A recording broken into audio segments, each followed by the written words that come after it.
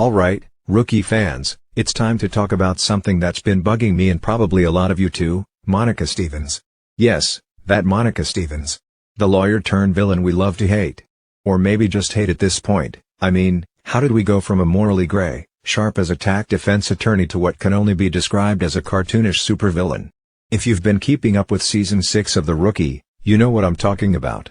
Monica went from playing chess with LA's criminal elite to going full James Bond villain with the evil schemes, betrayals, and, dare I say, diabolical flair. And listen, Bridget Regan, she's an incredible actress. But even her A-game couldn't save Monica's abrupt transformation from feeling. Today, we're breaking it all down. We're diving into Monica's journey, her shocking transition into villainy, and where The Rookie went wrong with one of its most compelling characters.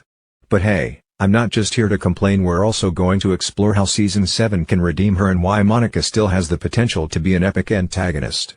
So grab a drink, sit back, and let's dissect how The Rookie turned a great character into, yep, I'm saying it, a cartoon villain. From criminal conspiracies to framing cops and running the LA underworld, Monica's Season 6 arc felt like whiplash.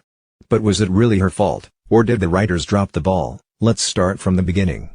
When Monica Stevens first appeared in Season 5 of The Rookie, she wasn't exactly what you'd call a fan favorite. She was cunning, ambitious, and unapologetically willing to bend the rules to get what she wanted. But let's be real, that's what made her so fascinating. She was the kind of character you love to hate because she wasn't evil. She was calculated. Now, Monica came onto the scene as a high-profile defense attorney for none other than Elijah Stone, one of the series' recurring big bads. Right off the bat, we saw her ability to hold her own against both the LAPD and her morally bankrupt clients.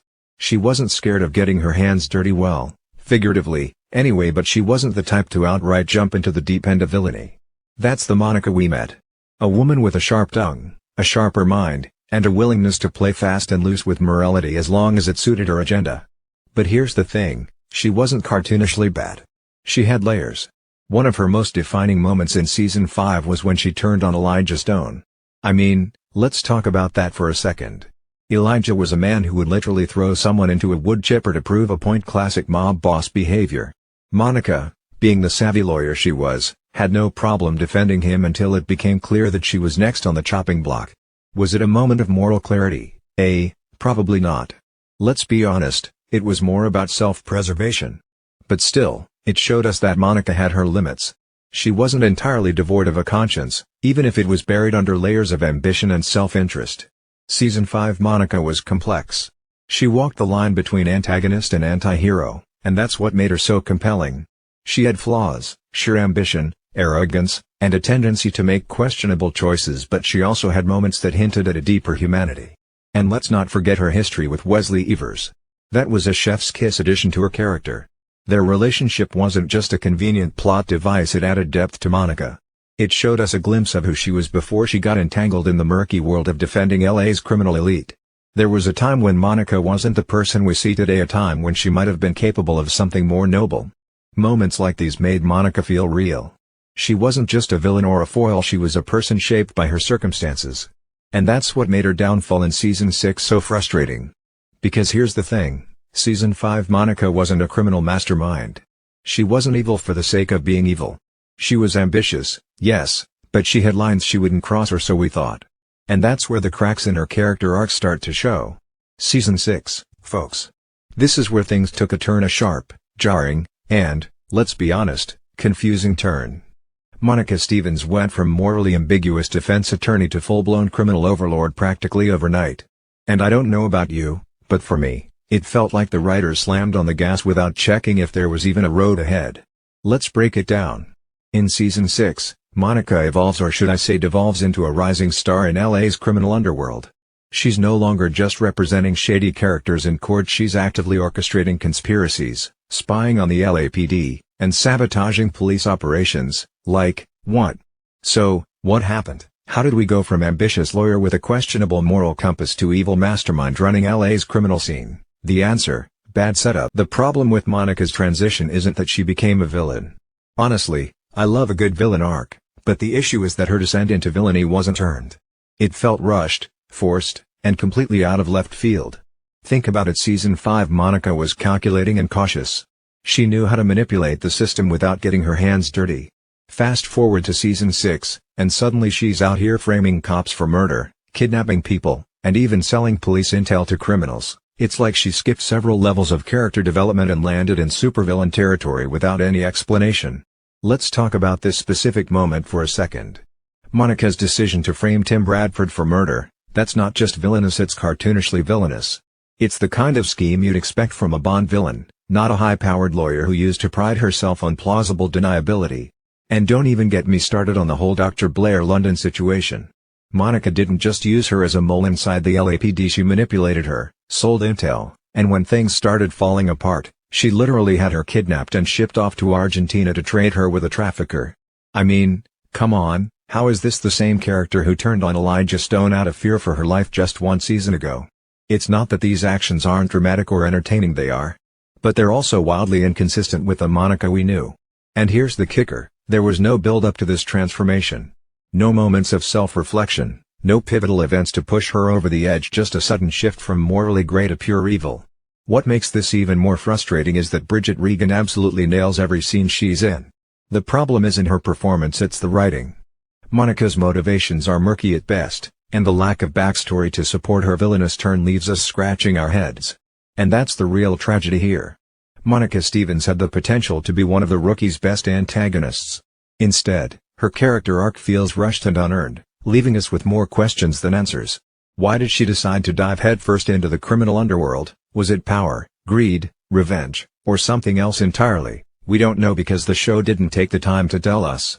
Alright, my friends, buckle up because we're diving into the wildest part of Monica Stevens' arc, her transformation into what I can only describe as a cartoonish villain. Seriously, Season 6 took Monica's character and cranked the dial to 11. No, scratch that, straight to 20. Let's start with the framing of Tim Bradford. Monica doesn't just make a few strategic moves to frame him, oh no.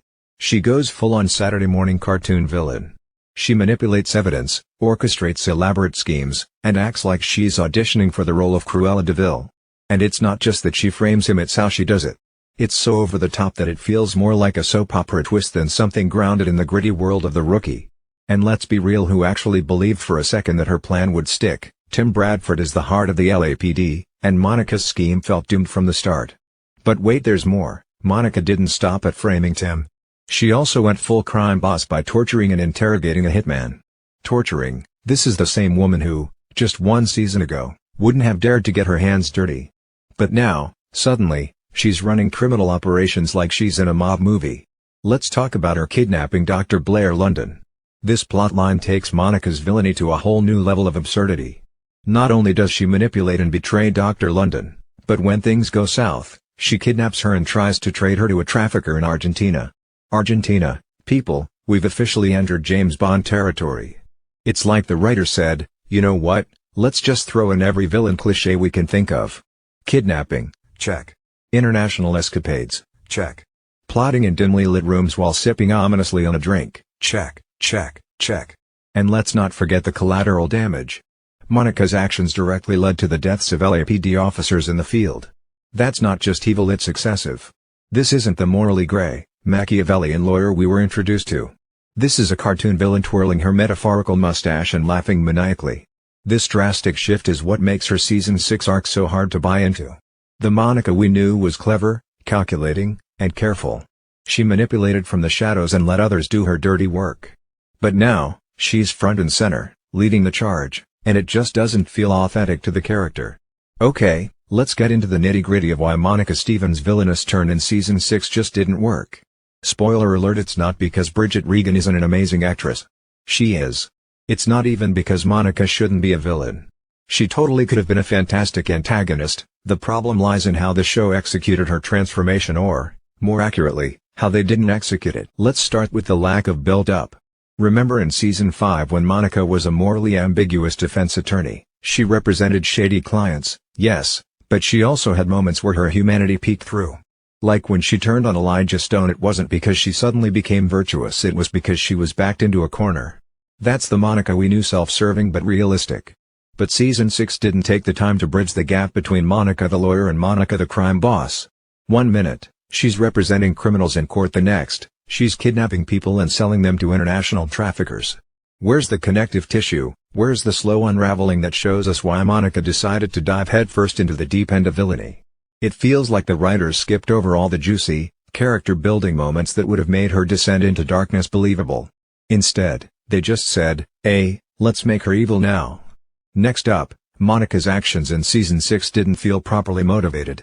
Why would a high-powered, well-paid attorney suddenly decide to go full gangster? She had power, influence, and the ability to manipulate from behind the scenes.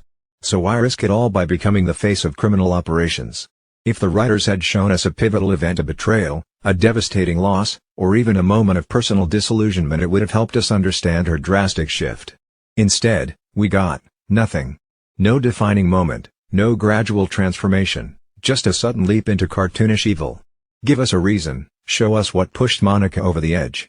Was it greed, power, revenge? Without that emotional anchor, her actions feel hollow and unearned. Lastly, let's talk about complexity, or, rather, the lack of it.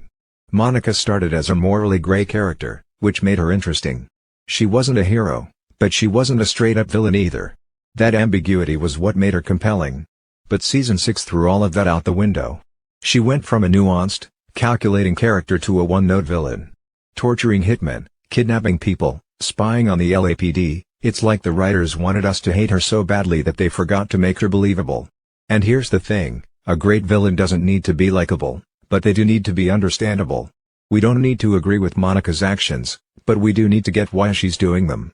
Without that understanding, she just becomes a caricature, a cartoon villain with no depth. Alright, folks, we've talked about how Monica Stevens went off the rails in Season 6, but now let's look forward. Season 7 is a golden opportunity to fix the mess that was her character arc. And trust me, the writers can turn things around if they play their cards right. So, here's what needs to happen to make Monica a compelling villain, or even, dare I say, an anti-hero.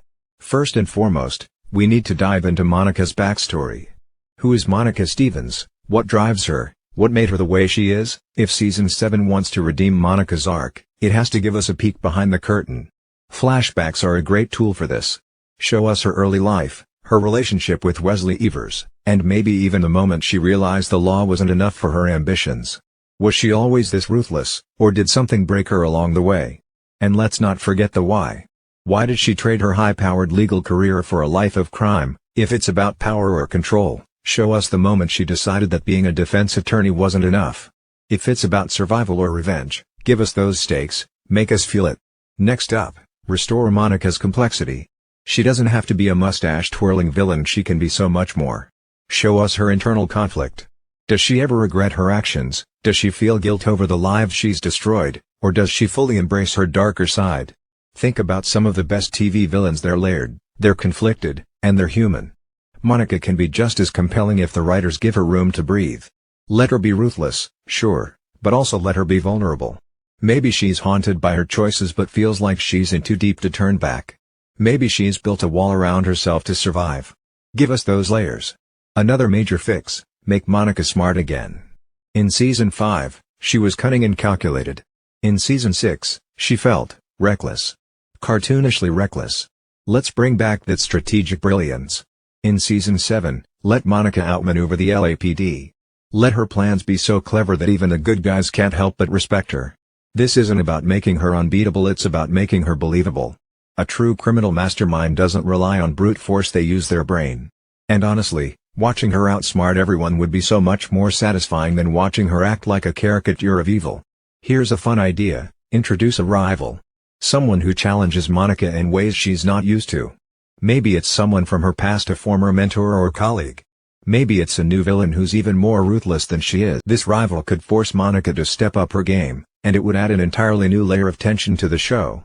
Plus, it would be a great way to explore her character further. How does she handle competition? Does she fight dirty? Does she team up with her enemies? The possibilities are endless. Come on, ABC, give us the Monica versus showdown we deserve. And finally, let's see Monica's humanity. Even the best villains have moments of vulnerability. Maybe she has a soft spot for someone, an old friend, a family member, or even a protege. Maybe she's haunted by the consequences of her actions but feels trapped by her choices. Humanizing Monica doesn't mean redeeming her, but it does make her more relatable. It's these glimpses of humanity that keep us invested in a character, even when we disagree with their actions. Imagine Monica grappling with her decisions, trying to hold on to some semblance of her former self while spiraling deeper into darkness. That's the kind of storytelling that keeps us hooked. Will the writers give us the layered, complex Monica we deserve in Season 7? Only time will tell. So, we've dissected Monica Stevens' fall from grace and how Season 7 can salvage her character, but let's zoom out for a second. What can the Rookie as a whole learn from Monica's storyline? How can the show avoid turning other great characters into hollow versions of themselves? This is where we talk about the bigger picture, the lessons that could take the Rookie from a solid procedural to something truly unforgettable. First up, and this is a big one, stay true to the character's foundations. Monica started as a morally ambiguous defense attorney who was cunning, pragmatic, and let's face it, a little scary. That was her core. But by Season 6, she became this over-the-top villain who felt like she belonged in a completely different show. This is a classic example of what happens when writers prioritize plot over character. If the story demands a twist, fine, but that twist has to make sense for the character. Otherwise, you risk losing the audience's trust. The takeaway here: respect your characters. Build the story around them, not at their expense. Lesson number 2, villains need time to grow. Monica's transformation felt rushed, which made it hard to take her seriously. Villains, especially ones as smart and ambitious as Monica, need room to breathe, to evolve. Think about some of the best villains on TV. They didn't just pop out of nowhere as fully formed evildoers. Their arcs were slow burns, with every decision and action building toward their eventual downfall or triumph. Give your villains time, and they'll pay off in ways that make audiences cheer and gasp, sometimes at the same time. Lesson 3, avoid black and white storytelling. One of the things that made Monica so intriguing in Season 5 was her moral ambiguity. She wasn't purely good or evil, she was human. But Season 6 threw that complexity out the window, turning her into a cartoonish antagonist. Good storytelling thrives on nuance. When characters are complex, their actions feel more impactful. Audiences love grappling with questions like, was that the right choice, or do I still root for them? That's the kind of emotional engagement that keeps people coming back for more. So, The Rookie, let's not reduce fascinating characters like Monica to villains twirling metaphorical mustaches, okay? Lesson 4, balance the stakes with realism. The Rookie thrives on its blend of grounded police drama and high-stakes action. But Monica's storyline in Season 6 felt like it jumped the shark, spying on the LAPD, sabotaging operations, and orchestrating wild conspiracies. Come on. High stakes are awesome, but only if they feel believable. When the drama becomes too over the top, it pulls the audience out of the story. The show needs to remember its roots, relatable characters dealing with extraordinary but plausible challenges. Give us the drama, but keep it grounded enough that we're not rolling our eyes, alright? And finally, embrace redemption arcs. If Season 7 is Monica's swan song, make it count. Let her face the consequences of her actions, but also give her a chance to reflect, to regret, and maybe, just maybe, redeem herself. A great redemption arc doesn't erase a character's past mistakes, it builds on them. It's about growth, accountability, and the struggle to become better. And for Monica, that could be the perfect way to close her chapter. Because let's be honest, there's nothing more satisfying than watching a flawed character strive for redemption, even if they don't fully succeed. The Rookie has all the ingredients for greatness: complex characters, engaging storylines, and high-stakes drama. But to reach its full potential, the show needs to remember these lessons. Here's hoping Season 7 delivers. And there you have it, folks, the story of Monica Stevens and how her turn to villainy in The Rookie Season 6 went from intriguing to downright cartoonish. While Season 6 might have taken some missteps, there's still hope for Monica and for the series as a whole in Season 7. With a little more backstory, some much-needed nuance, and perhaps a shot at redemption, Monica could return to the screen as a force to be reckoned with, and The Rookie could be better for it. The potential for The Rookie to grow into an even more compelling show is right there. But the writers need to remember, characters are the heart of any great series. And when they're treated with care, they have the power to take a show from good to great even when things go a little off the rails. So, what do you think? Does The Rookie have what it takes to course correct and give us a more fleshed out Monica Stevens in Season 7? Are there other characters you'd like to see explored more deeply? Let me know in the comments below. I love hearing your thoughts. And if you enjoyed this deep dive, don't forget to like, subscribe, and ring that notification bell, so you never miss a moment of the action. Thanks for watching, and I'll catch you next time with more drama, more analysis, and hopefully more The Rookie goodness. See you soon.